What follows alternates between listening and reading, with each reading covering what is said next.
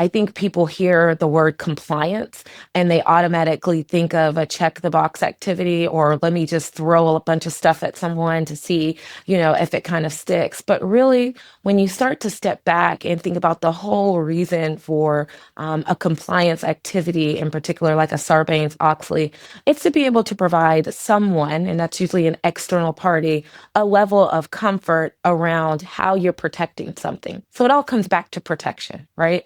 It all comes back to making sure that you have the appropriate kind of security and you have the appropriate rules and kind of processes in place to really say that we are protecting this information or providing information with a good faith effort. You can apply just about any framework you want to validate that protection. So you can do a NIST framework, or you can have a GDPR, or really HIPAA. Most of that is kind of industry specific, determining on which framework, but the whole compliance function, or the IT audit functions that sometimes is referred to, is really just about providing assurance around your tools and your processes. So if you are an IAM professional, and let's say you are managing or you are responsible for that RBAC or whatever is that piece of audit evidence, it may seem that it is one discrete piece of evidence, but really, and especially in identity and access, it's really a key to how your organization is operating.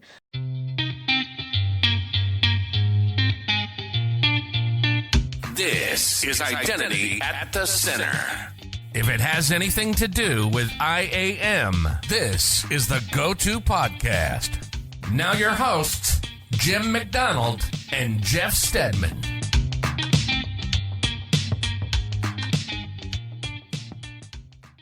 Welcome to the Identity at the Center podcast. I'm Jeff, and that's Jim. Hey, Jim. Hey, Jeff, how are you? Oh, not so bad yourself.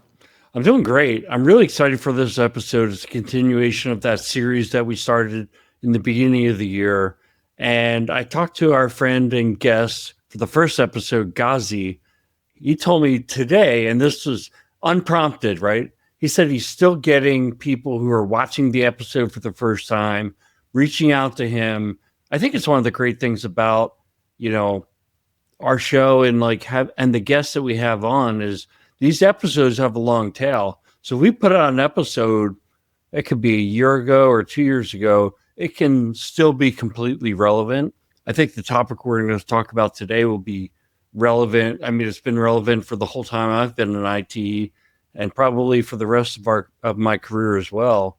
So, I'm excited about this topic. I'm excited about this series, and I'm excited by the fact that, there's proof in the pudding that people are still reaching out to our guests a long time after they come on.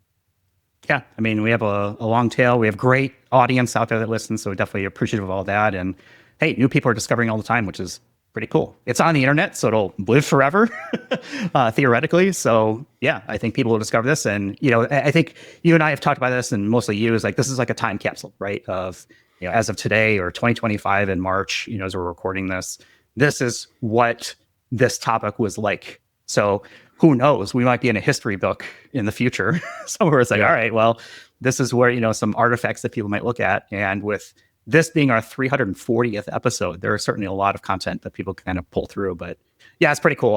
I like this series that we're kind of working with RSM on, and because I think this is an important topic where we want to show well-rounded identity people. You need to know more than just 100% identity to get by in the digital identity space.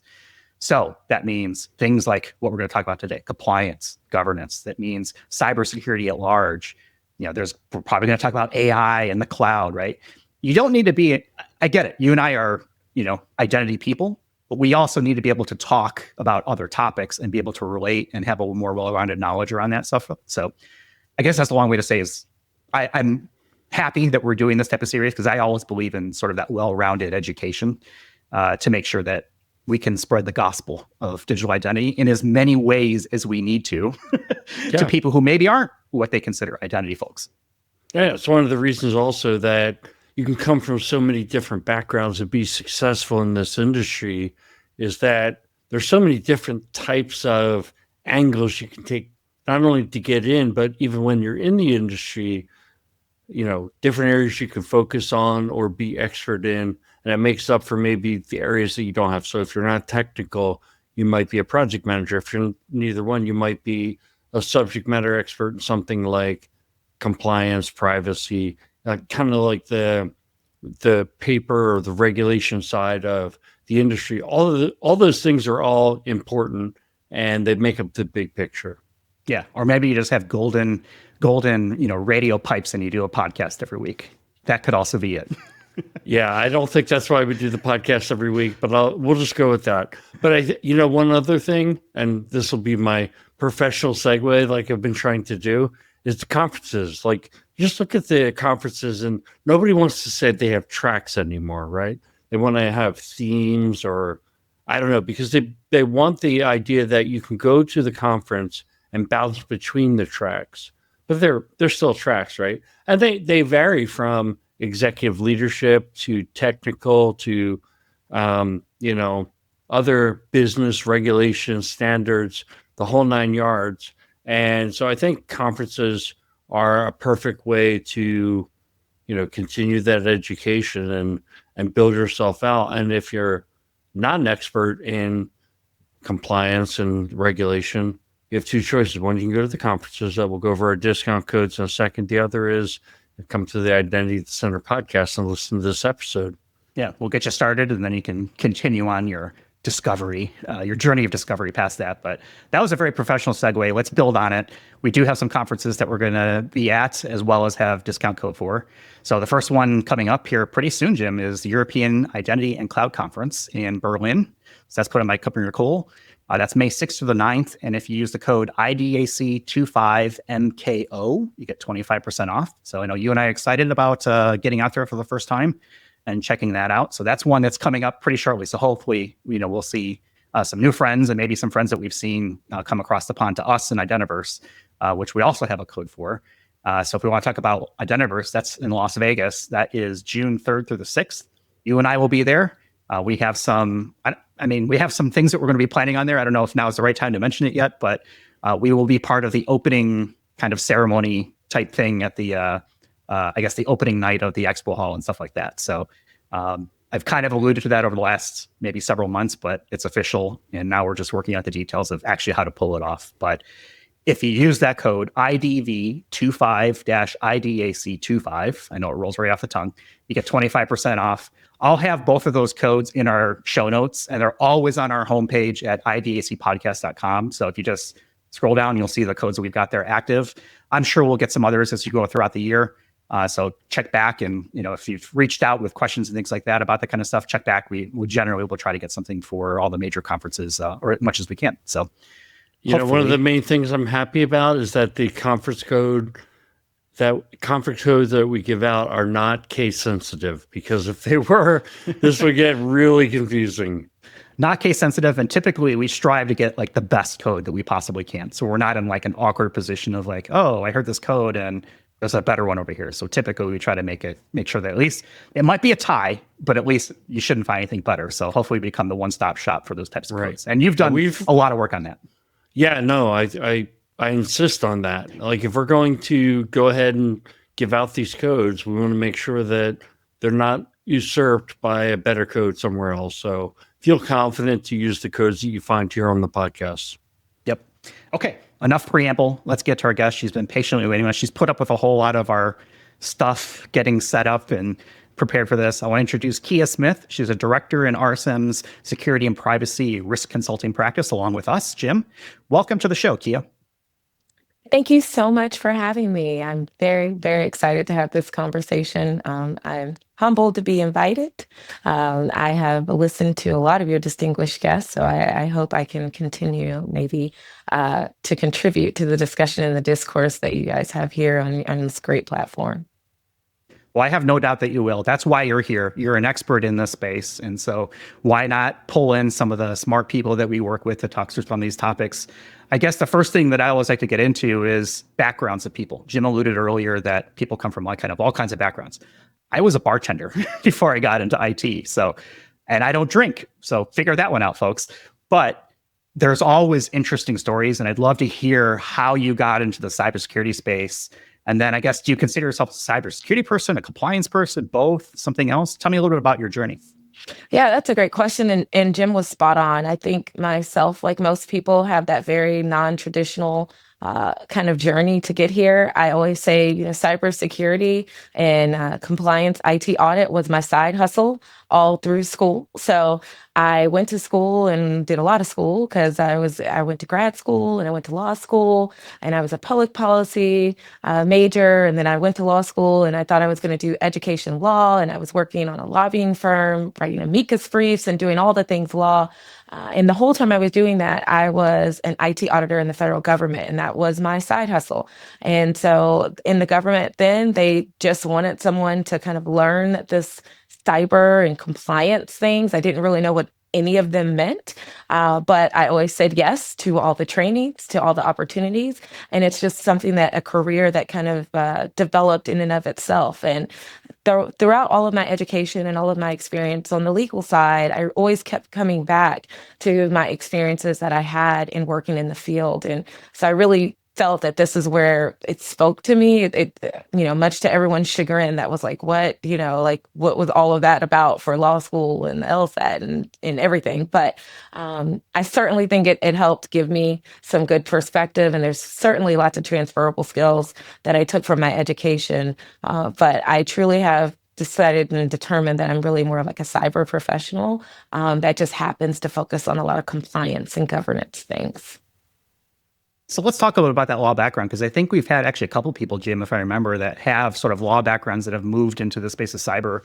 What was that transition like? And I guess, was it like flipping a switch and like, oh, now I'm this? Or was it like a gradual transition? I guess, talk to me a little bit more about that. Yeah, so I think there is, particularly between law and where I specialize most times now, which is a lot of compliance work.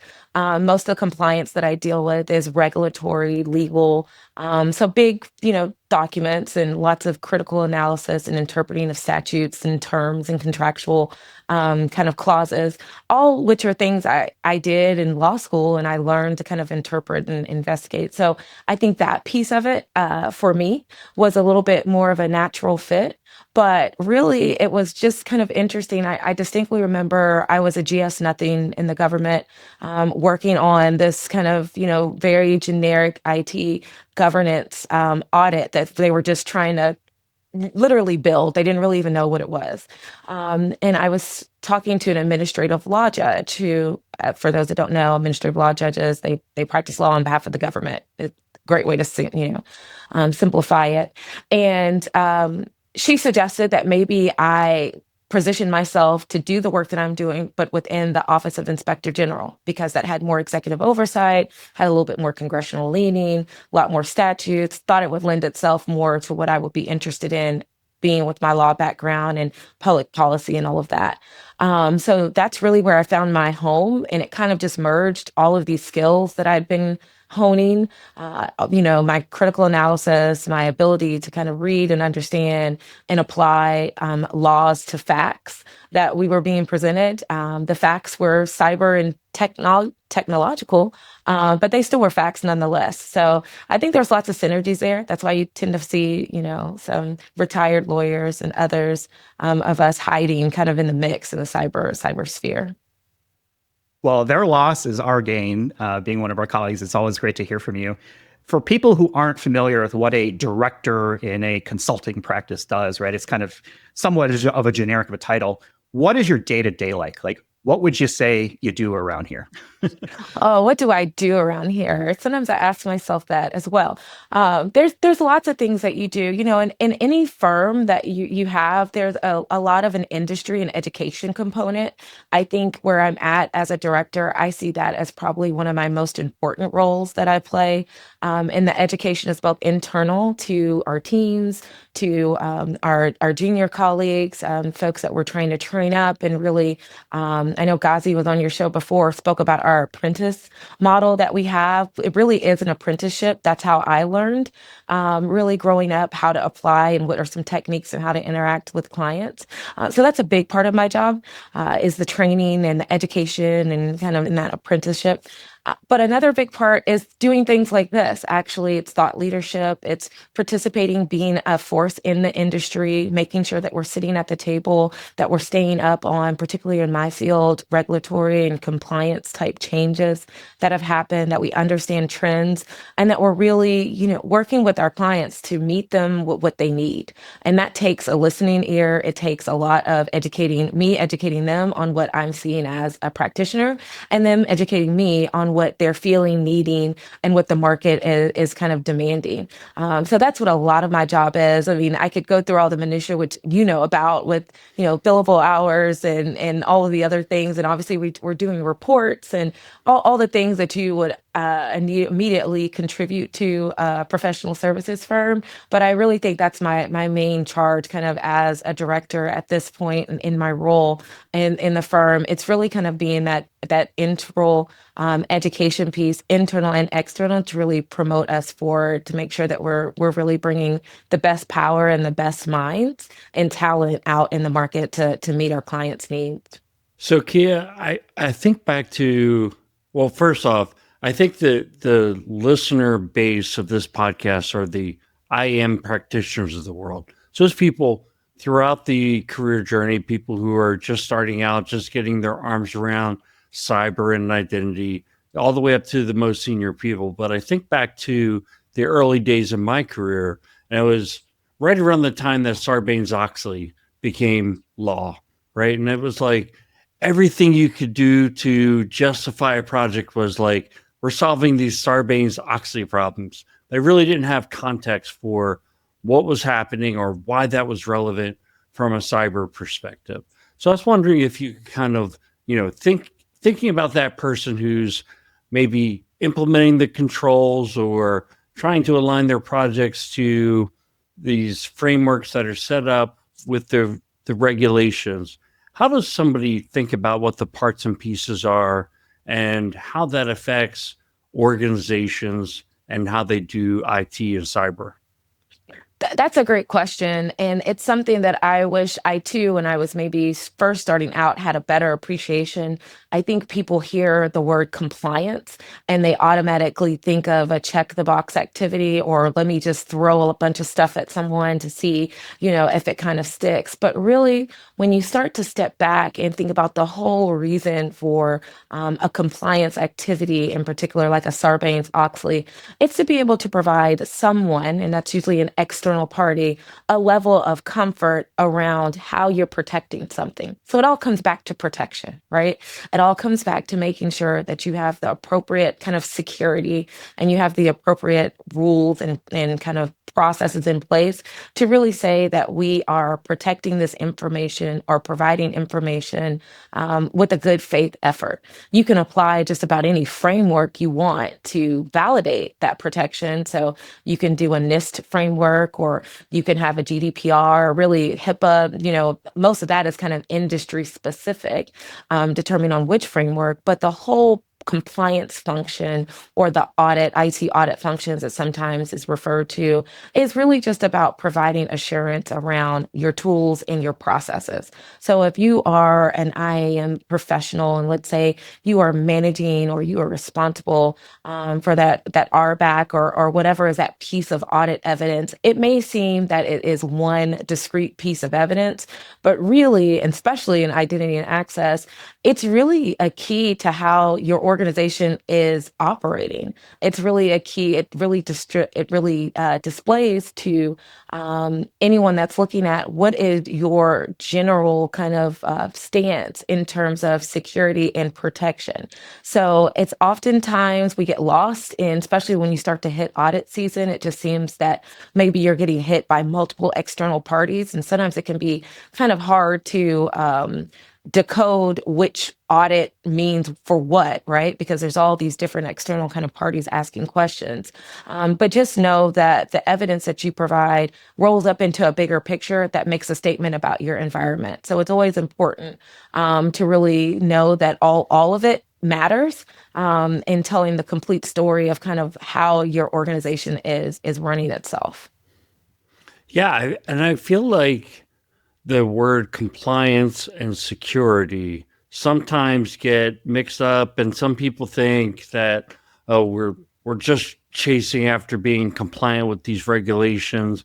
We should focus on security, but at the same time, usually the end goal of a regulation is to get you to be more secure in certain areas, right? So I'm sure you've run into this question or this conundrum before. How do you think about it? Yeah, so and that is something that I think a lot of times we will start an engagement, right? A compliance engagement, or let me start with this.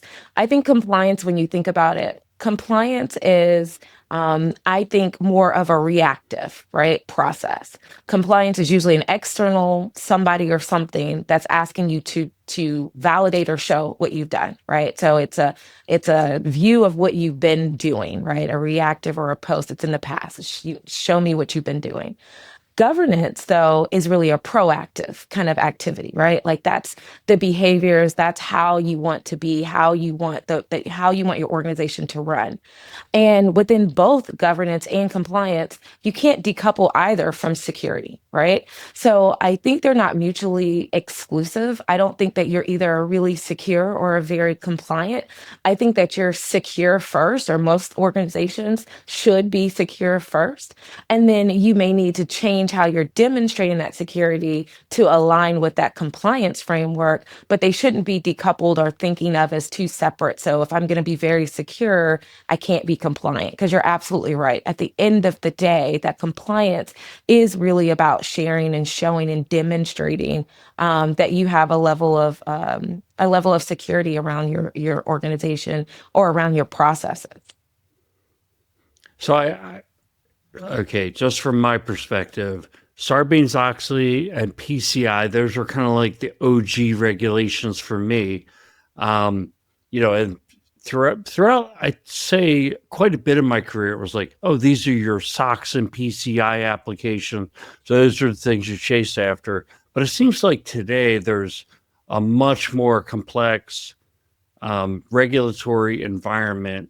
And I'm wondering, have you seen that shift as well?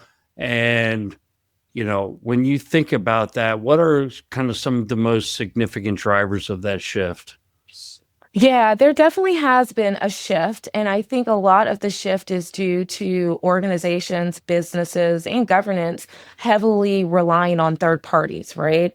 And with the advent of third parties, cloud service providers, and quite a few other kind of organizations bringing into the mix of how companies and businesses go about their work, they have extended them into kind of the regulatory framework of the regulatory pool, for example, right?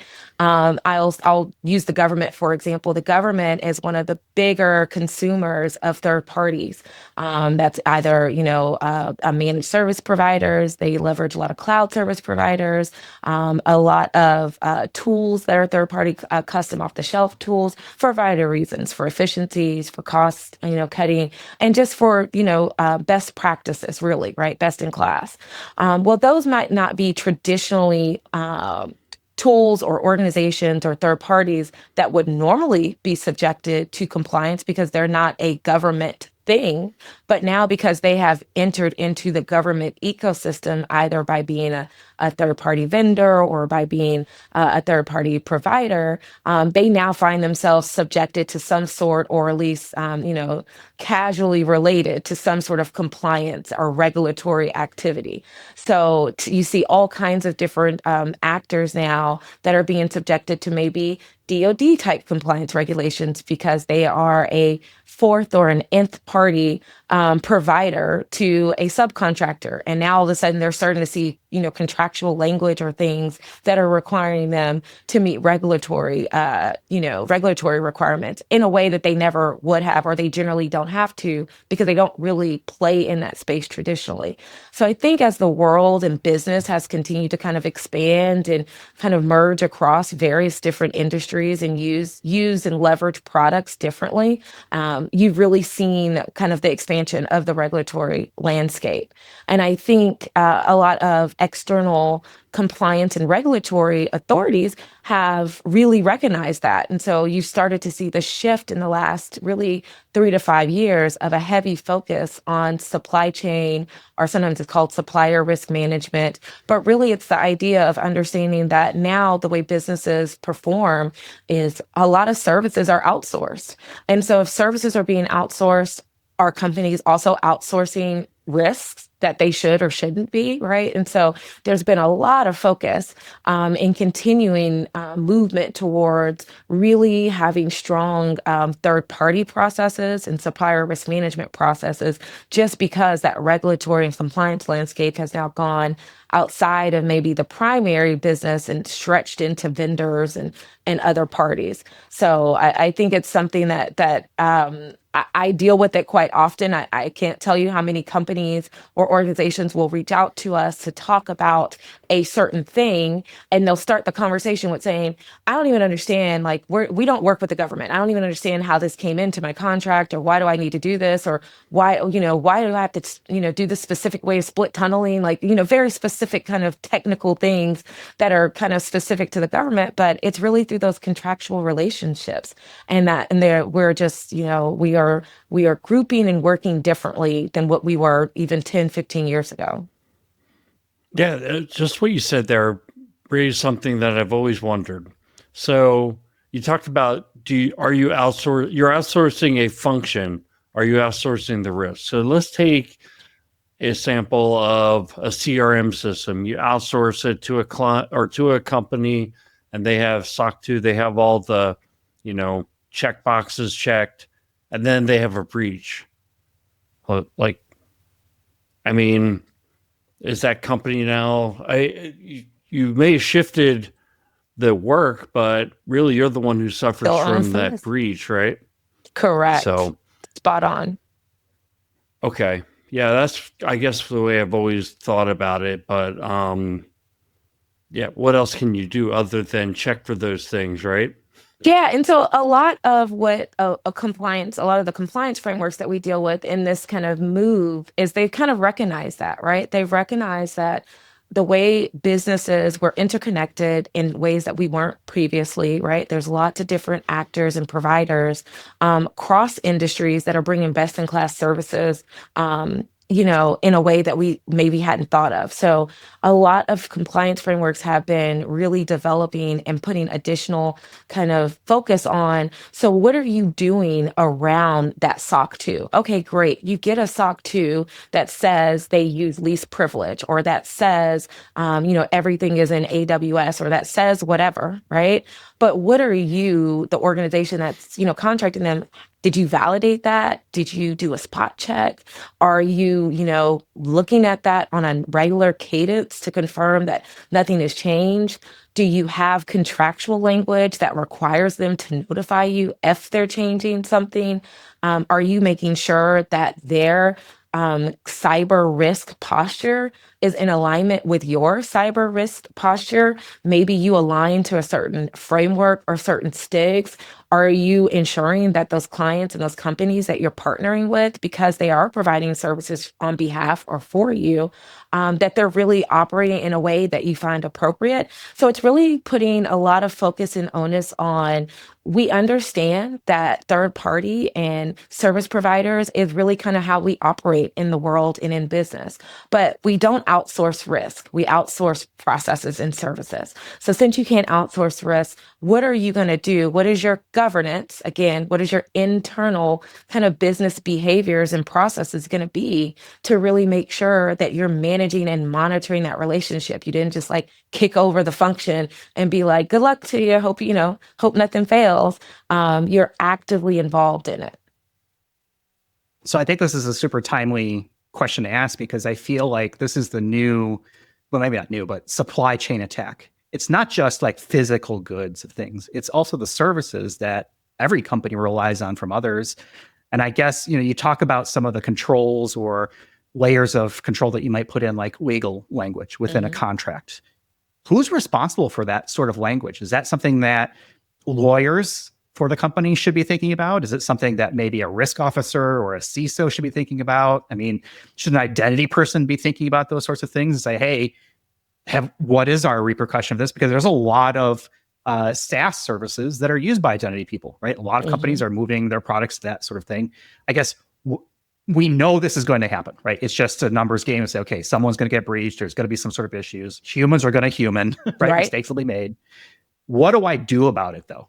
If let's say I don't have the legal language, do I have a control within my organization that says this is what we do to check up on our suppliers? It's sort of like a third-party risk management type thing.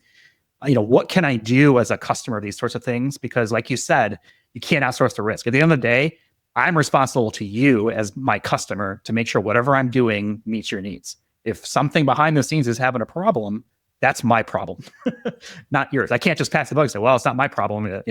Microsoft did something. That's not going to work in the real world. Right. And really, in a true consultant answer, it's all of the above, right? But it's amazing sometimes. And again, I always deal in like the contract area because a lot of what I do from a compliance standpoint is contractually enforceable or regulatorily, bestowed upon groups or organizations. So we always end up in like a document of some sort. And so it's funny because we'll often in those conversations, I'll say, well, can I have your security folks on the line? Can I have your legal? Can I have your procurement? And everybody's like, what do you like? Why would my security people be here? And I'm like, well, what does your security clauses say, right, about how you expect them to behave? And identity and access, no matter what compliance framework that you're looking at, it's really kind of at the cornerstone of kind of security 101. Do I know who has access, right? Is their access appropriate? And am I doing something to monitor, remove, or, completely authenticate and make sure that it is who it's supposed to be when it's supposed to be, right? That is a tenet that is in every single compliance framework, no matter which industry, whether you're talking SOX or, CMMC or FISMA, FedRAMP, it literally doesn't matter. HIPAA, all of them have a huge set. It's always the largest group of access and identification controls, IA controls, AC and IA, right? And they go hand in hand, like best friends that they are. So when you really start to think about how do we set our program up to make sure that we, organization, understand what our suppliers, our vendors, our partners are doing, usually it is the most enforceable way is through that contract vehicle, right? That's how you get legal, you can apply legal repercussions, right? I am agreeing this service, you agree to do X. And the X really should be a combination of your security folks and your IA folks say, hey, we don't allow, group accounts, right? So whatever you do, you can't have a group account. We run quarterly access reviews. We expect you to run monthly reviews and report to us quarterly. We exercise least privilege. Like those are things that should be set out. If that is the cybersecurity and your security posture in your organization, it should be passed along and it should be detailed. And so you started to see, even with a lot of like cloud service offerings, there are a lot of kind of frameworks or body of evidence, as they'll sometimes call it. So sometimes you'll see, cloud service offerings will say, well, we're not FedRAMP, authorized, but here is our FedRAMP equivalent. And essentially it's just how they're performing against all the controls so that that organization can look and see, is their identity and access management, like the way they're managing, their very high administrators. Does that match what we think administrators should be? Or is everybody an administrator? Does everybody have access to every single thing all the time, right? Or if you are providing a service for us, how are you restricting and making sure that a person for my company only has access to my company and right, they're not able to dip in, across 3 different companies and put my information somewhere that it shouldn't. Like, where are those rights? Where are those group policies? Those are things that should be included and should be thought of. And to do that, you need practitioners. So that's not something that generally a procurement officer can just detail out themselves. The procurement should absolutely be working with their security specialists.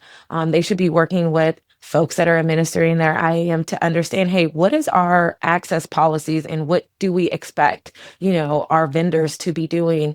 And since we're reviewing what what would you need to see, right? So that that language is codified and put in to contractual or rules or memorandum, whatever is going to dictate, SOPs, how you are going to interact and behave with one another.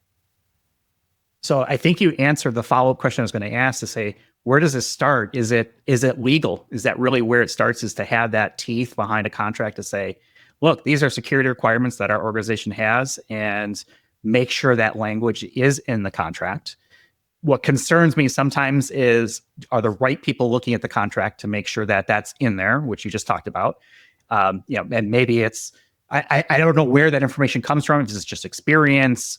Are there sources online that people get it? Is it, hey, drop a note to Kia on LinkedIn and ask her for if I sent it right, that kind of thing. But I feel like sometimes there is a pressure also to say, well, they don't do that, so we're just going to have to accept the risk in case something happens.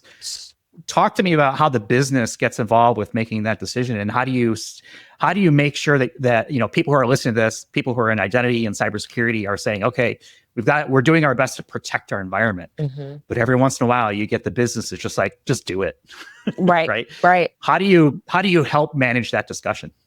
Yeah, I do think it's a measure of a collective group in the procurement and contracting process, right? So I think it starts with, obviously, sometimes it's your lawyer, sometimes it's your procurement specialist, but I think it is going to your security folks and literally asking, what is it that we do? Here is, and oftentimes when you partner with a third party, they provide you kind of like their customer shared responsibility matrix, or customer responsibility matrix, whatever it may be, right? They have different terms. But basically, they'll say, here's all the things we agree we're going to do, and these are the things we're not going to do. It's on you, right?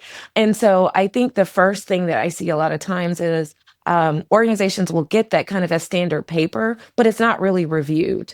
And the folks that are reviewing it are usually not the folks in security. And you should be having your security folks review it, because the security folks are the ones that can say, hey, they don't really practice any type of, maybe they use all group accounts for everything they do, or system accounts. They have no real, identification or authentication methods at all. It's kind of like the Wild Wild West. Somebody, like, you work there, you get everything, right?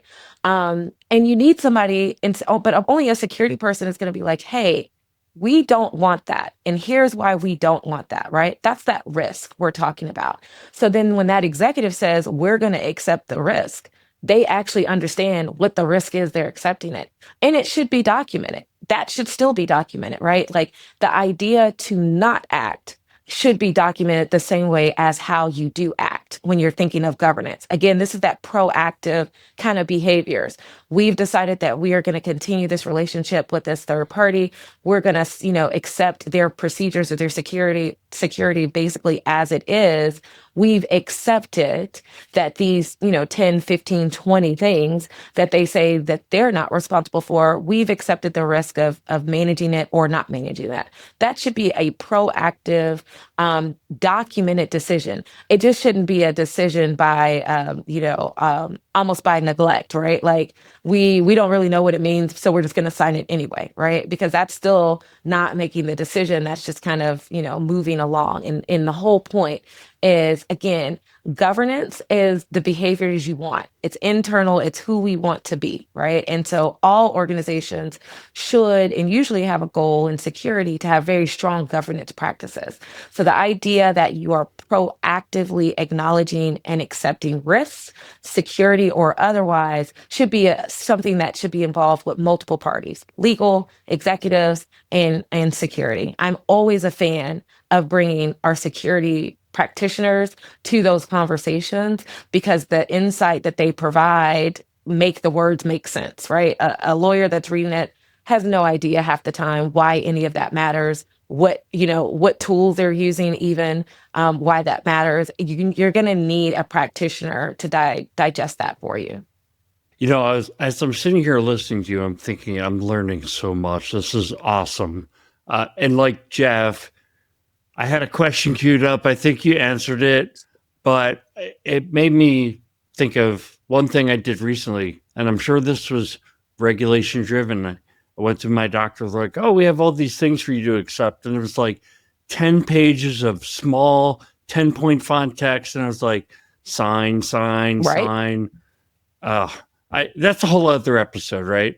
But kind of the question I was getting toward is, we do a lot with the middle market at RSM. We don't maybe have, the middle market maybe doesn't have the weight all the time to go to a SaaS vendor and kind of put them through the paces, right? If you're a $1 million client, they'll run through the paces to win your business, but they might more or less send you to a website is what I'm thinking. But here's the thing I was ultimately getting at was there are certain services now that are almost like you can't run them on site, or only, nobody would run them on site. So I'm just thinking of like authentication. Very few organizations want to run their own external authentication system on-prem, right? They just get a cloud. And, the thing that you mentioned that really stuck to me was, they might not have the form that you're looking for to say we're FedRAMP compliant, but they might be able to show you that their processes exist. You might be able to look at those processes and say they're better than our own processes. So from a risk evaluation standpoint, it's not just a check the box exercise, it's an evaluation. Hey, they do all these things as well as we do them. They've actually got them documented. Maybe your organization doesn't. So that was my thought. I wanted to get into that conversation, but I also wanted to shift. So let me shift to another discussion around kind of you talked about a lot of different regulations so far during the episode, and I wanted to get like the most impactful, but I think there's two types of impact. One is what regulations are having the biggest impact across all industries. And, I'll put my vote out there for GDPR because I keep running into it where organizations, especially over the last 10 years, have had to, make that a major requirements impact in terms of deployment of identity systems. Now, I think the other most impactful could be, where does a single regulation hit an industry, especially squarely in the eyes, and say, this completely impacts our identity access management? And so I have experience working with utility clients. They have a NERC SIP body of regulation, right? And it requires that there's an air gap. And so for people who don't know what an air gap is, it's a complete separation of the network between corporate and power generation, especially nuclear. And so, you can't, when you have a completely separated network, you can't have IAM systems with one foot on both sides. You're basically duplicating your identity systems as well. So I've seen that as like a huge impact on that, those companies are hit squarely with that one. So I'll turn it over to you and kind of where do you see that, like the broad and the narrow? Yeah, I mean, there's some, I would definitely say one that is disrupting lots of industries. So I will say this goes across industries, is the Cybersecurity Maturity Model Certification, CMMC. And in its ruling or in its stated purpose, you would think it has a pretty narrow scope because it is written to impact the defense industrial base. But the defense industrial base is huge. It is organizations. So just think about you have a prime. So the big primes of the world, think about any of the major aerospace or, aerospace engineering or defense contractors, right? But it's everybody in that defense supply chain. All the companies in their supply chain are also impacted by CMMC. And it has it takes no consideration of size or profit share, right? And who it impacts. Literally, the mandate is that anybody in the defense industrial base supply chain will maintain a certain standard of cybersecurity. And much like the air gap you're talking about, in CMMC, there is no commingling of information. So this information that it's targeting or CUI, that it's important. It has to be solely and completely separate from anything else in the environment. So this is where I say I start to have these interesting conversations with. I was on a call with a maintenance company, right? They do lawn care and maintenance, and they are subjected to CMMC. And they're like, why am I talking to you? Right? Like we do maintenance. But because they support, DoD locations and other places that are considered to be sensitive and they're in the DoD supply chain. Now, granted, they're probably like 15 down the supply chain, but they're in the supply chain. They find themselves subjected to these, regulations that have specific kind of, so they're like, so you're telling me I now need to find a way to segment my whole environment. So I have my whole commercial environment, but because I have these, 4 or 5, whatever contracts, it puts me into the defense industrial based supply chain. And now I find myself having to create a separate enclave or a whole separate environment just to manage those contracts, right? So it starts to have huge implications.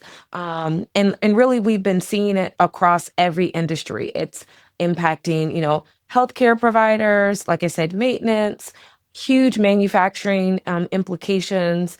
Think about people that make small bolts that might ultimately end up on some kind of jet or some sort of, DoD equipment, right?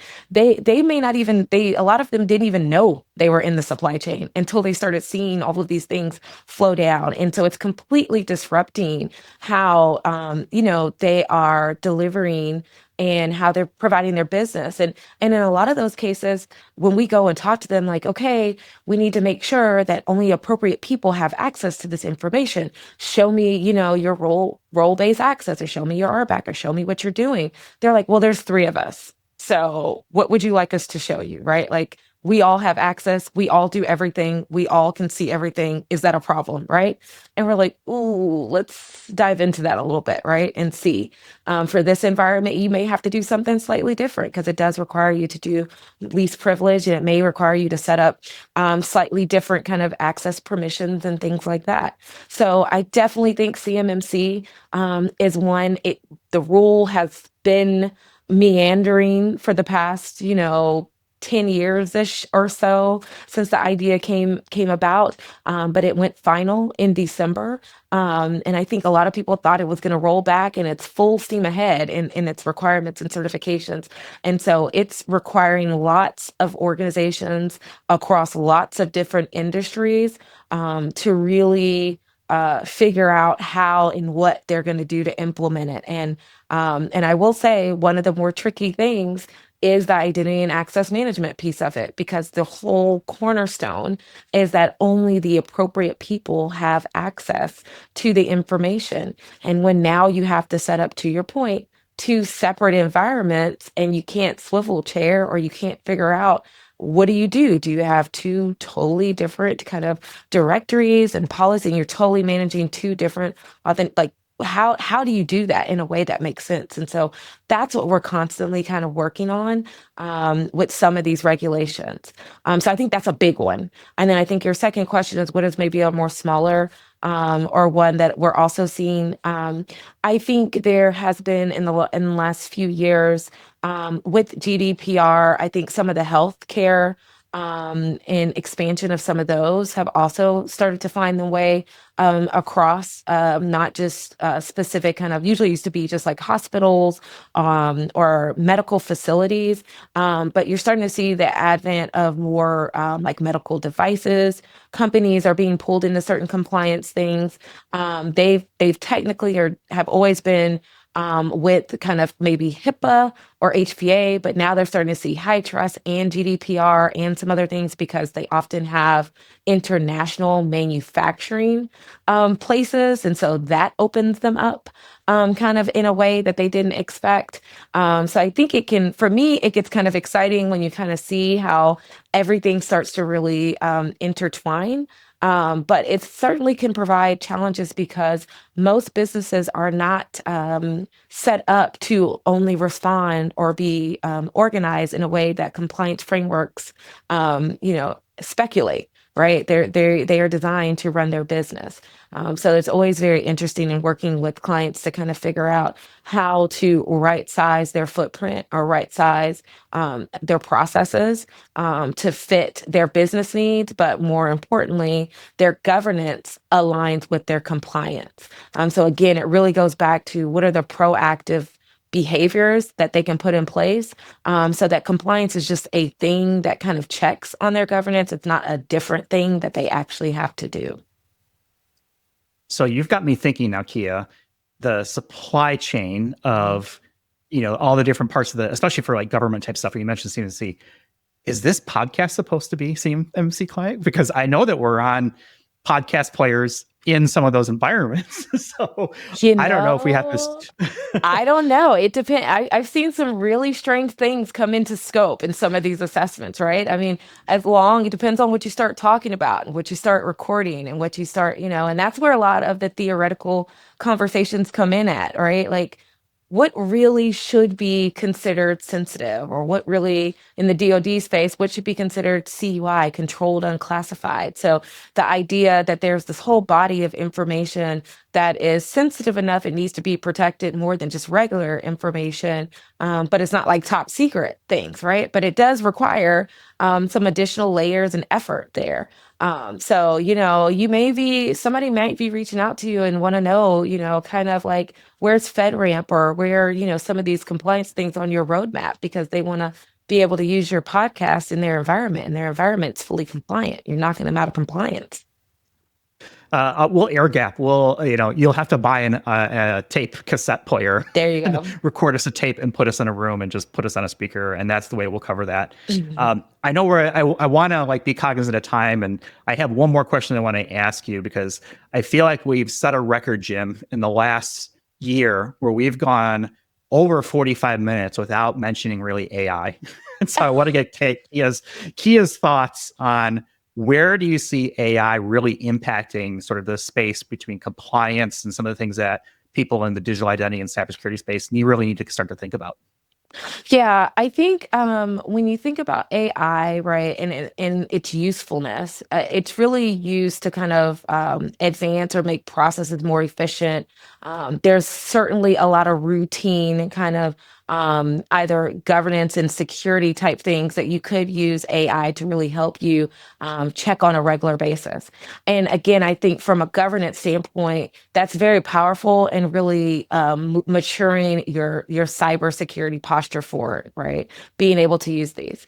Where there's a little bit of a temperance is that at the core, right, of most compliance is understanding and always being able to know exactly where things are coming from, who specifically is doing it, and if somebody's reviewing it, right? So it's still putting back that human element, that kind of the whole purpose of AI is to kind of remove some of that, right? So I think there's a little bit of a pull right now and a little bit of a hesitation from a compliance standpoint, and really how to evaluate the use of AI in environments. Now, there are, like, for example, ISO. I think A2LA is coming out with statements. I know there's different kind of governing bodies that are starting to put out more literature, more guidance around acceptable use cases of digital identity, or other type of like control activities, or even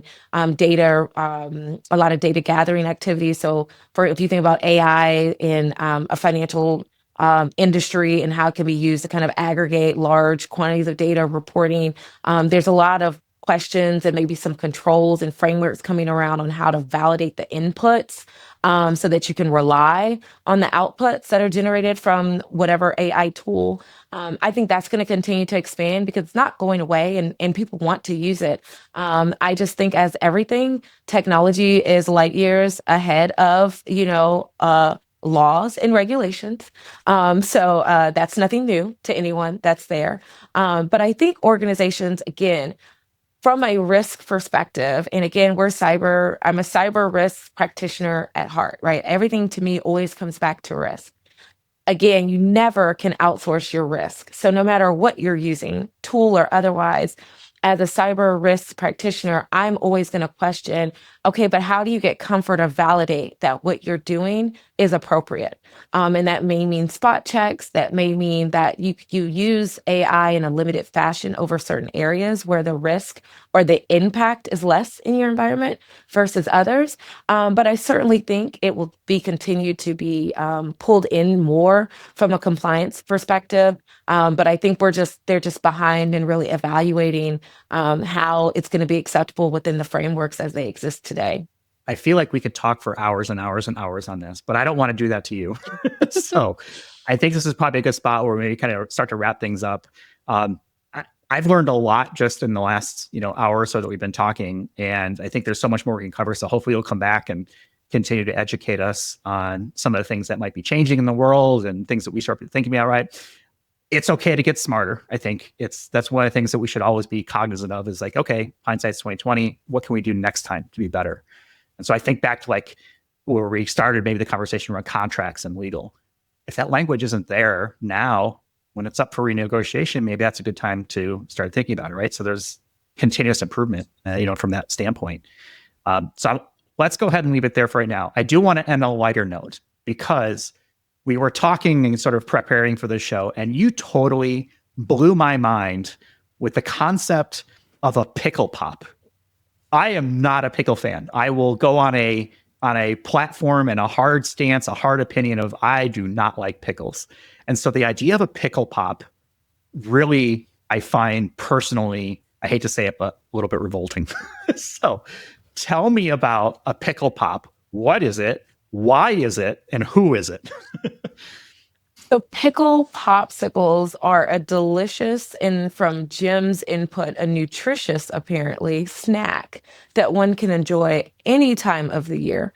No, it is really frozen pickle juice goodness in a popsicle. And so either on a stick or in like the little old school, plastic little push pop push-ups. You can get them anywhere. As I explained to you, they are, I'm not a population of one and enjoying pickle pops, but they're just delicious treats, and you can do all kind of variations with them. We didn't go this far, but in certain areas of the South, people may put certain types of seasoning on top of their pickle pops. Tajin is one that's pretty popular. Kool-Aid or sugar sometimes, so you have a little bit of that sweet with that salty like dill pickle bite that you get with that sour pickle juice. It's just a refreshing kind of treat. I suggest everyone should try one. I will try anything at least once. So if I'm going to go out and look for a pickle pop, what is the one that you're like, Jeff, I know you don't like pickles, but you've got to try this. Like, what's the flavor or whatever that I should be looking for? I am very old school. I like the best plain dill pickle pop. There are some zesty ones. I do kind of like a little spice sometimes, so I'll get the spicy ones. But since you're just getting started and you don't really know, you're very unsure about it, I would go Be with careful. just a regular. I'm a newbie in the pickle world. Yeah, I don't want to scare you. I don't want to do too much too soon. So I think you just start with the plain dill pickle pop. Okay. And usually they're green, they're long, and they have like a little pickle picture on top of it. It's like a pickle man with a hat or something. It's a delightful treat. I think it's a surprising treat, and it gives you that salty. So especially if you're a savory person, I feel like it gives you a little bit of that salty, but it's frozen, so it's kind of refreshing. Jim, have you ever had a pickle pop? I have. So Kia pointed out something that I said they were nutritious. So I'm a baseball nut. And by the way, when we're recording this, opening day is tomorrow. Shout out to my friend Arturo. We're going to be following. We're going to be texting. But it's a game that starts in spring, goes all the way through the summer. The World Series is in October. End of October. It's very cold. But there's that point in the middle from Memorial Day to Labor Day, especially in July, where you're out there in the sun playing baseball, you get dehydrated. That's what the pickle pop, what I thought it was invented for was getting those electrolytes and getting your water at the same time. Now, I want to point something out because I'm a big pickle fan. I also like olives. Is the only type of pickles aren't the color of Kia's background. You can also pickle things like garlic cloves, carrots, and my favorite, which is pickled, what are those things called? Cauliflower. Pickled cauliflower is like heaven on earth. I don't even know what to say at this point because I'm just gonna leave it there. I don't know how we can top pickle pop talk. My wife used to run marathons. I'm gonna have to ask her about this. I'm like, hey, have you heard about this? Because she's always been talking about like she has these gels and electrolytes, right, and all that stuff that for endurance running, et cetera. But I've never heard of pickle pop. And now you're starting to say that there's other pickle or other pops like cauliflower. I mean, are these just well, those, I don't know if those are my vegetables. Yeah, I know that's the most delicious. Other than frying broccoli, which is like fried broccoli is awesome. But if you pickle things that you didn't like before, you might like. Now, you don't like pickles, so probably not. But pickled cauliflower is pretty awesome because cauliflower is like it doesn't really have much of a flavor, so you just get the pickling flavor. So what I need is like a pickled chocolate chip cookie. That's kind of what I'm looking for. If they make that, then I will definitely try that. So we've gone off the rails here at the end. That I don't know about that one, but I am a fan of olives. I'm a fan of most things that are pickled, and I agree wholeheartedly with Jim's sentiment that you pickle something and it almost automatically tastes better. I don't know, it's something about the process or infusing it. It just gives it a different kind of flavor. But the pickle pops, I'm sure you're going to come back and be like, you know what? That was surprisingly tasty. All right, I'll give it a shot. Well, I pulled up a picture. This will be known from here forward as the pickle pop episode. The pickle pop episode. Never covered it before. I chose a background for you because of that, right? A little subliminal advertising. I got you. Yeah, obviously. All right, we're going to go ahead and leave it there for this week. Kia, thank you so much for sharing the time with us. I'm sure there's so much more we could get into. And like I said, hopefully we'll come back and have another conversation. I'm going to have your LinkedIn profile in our show notes for people to check out in case they have questions about compliance or if they have a favorite pickle pop flavor that you want to try. Either way, let's talk about it. So with that, we'll go ahead and leave it for this week. You can find us on the web, idacpodcast.com. Check out our YouTube channel, idacpodcast.tv. We'll take right there. Do all those cool, fun things that helps Jim and I out. Get great guests like Kia on. Like, subscribe, share with friends, share with enemies. Doesn't matter as long as people are listening. That's all we really care about. So with that, we'll go ahead and leave for this week. Thanks, everybody, for watching and or listening. And we'll talk with you all in the next one. You've been listening to Identity at the Center. We hope you've enjoyed the show. Make sure to like, rate, and review. And we'll be back soon. But in the meantime, hit the website at identityatthecenter.com. See you next time on Identity at the Center.